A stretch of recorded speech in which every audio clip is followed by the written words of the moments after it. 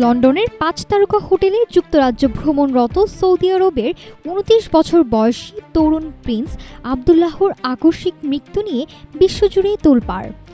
দীর্ঘ তদন্ত ও বিষক্রিয়া পরীক্ষা শেষে আদালতের দেয়া চূড়ান্ত প্রতিবেদনে বেরিয়ে এসেছে তার মৃত্যুর কারণ।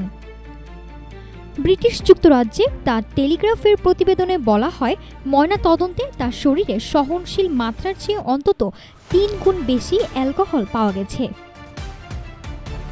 একই সাথে রক্তে মিলেছে মারাত্মক পার্টি ড্রাগ জিএইচবি, ক্যানাবিস এবং জ্যানাক্স সহ একাধিক কড়া ব্যথানাশক ওষুধ। আদালত জানায়, দীর্ঘদিন ধরে অতিরিক্ত অ্যালকোহল ও জ্যানাক্স সেবনে আসক্ত ছিলেন এই প্রিন্স। চিকিৎসার জন্য প্রতি সপ্তাহে প্রায় ৩৫,০০০ পাউন্ড বা অর্ধ কোটি টাকার বেশি খরচ করে লন্ডনের ব্যয়বহুল ক্লিনিকে ভর্তি হলেও বিষাক্ত নেশার ছায়া থেকে বের হতে পারেননি তিনি।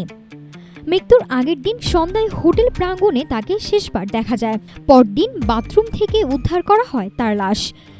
প্যারামেডিক সদস্যরা আপ্রাণ চেষ্টা করলেও বাঁচানো যায়নি রাজপরিবারের এই সদস্যকে। সৌদি আরবের বর্তমান বাদশাহ সালমানের প্রপিতামহের বংশধর প্রিন্স আবদুল্লাহর এই করুণ পরিণতি আবারও সামনে আনল অতিরিক্ত মাদকাসক্তি ও লাইফস্টাইল সংকটের ভয়াবহ চিত্র। তদন্ত শেষ হয়, এখন সৌদি রাজপরিবারের লাশ হস্তান্তরের প্রক্রিয়া চলছে।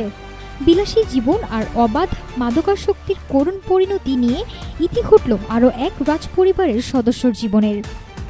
নাফস সামিয়া, ঢাকা টুডে।